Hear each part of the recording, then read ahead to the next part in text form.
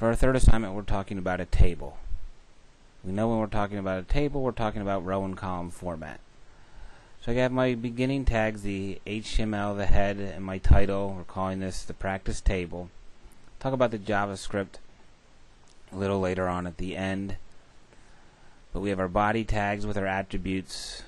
We're now using hexadecimal coloring. We have our font face tag. Remember, that's outside the table. We have our table tag with the attributes. Now, once we're into our table, we have rows and columns. The TR tag starts my first row. So I have the TR tag, and that starts my first row.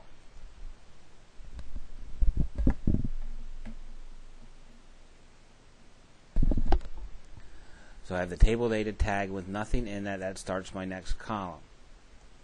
So you can see that that first column is blank. Then I start my next column with the width 120 pixels, centered, the font color, and I have the term football. That is where I end my column. Okay, we're going to copy and paste. Don't key all this in. I changed the width really for the graphic for the baseball. But remember, I'm still within the first row. So I have one row, then my table data tag for each of my columns, and the text associated with those columns. I then end my row. Okay, I have the table row and the table header for my date of origin, just sort of emphasizing that text. So I start my next row, and again we're just placing text within the table data tags until I end my second row. My third row is for the graphic. So in the table data tag we have the image source tag. Those pictures are in my folder. So after the third row of pictures, we have one more row, and that is the hypertext reference tag with the anchor to each of the league's websites. So we have the HTTP, the URL to the website, and the anchor for each one of my links.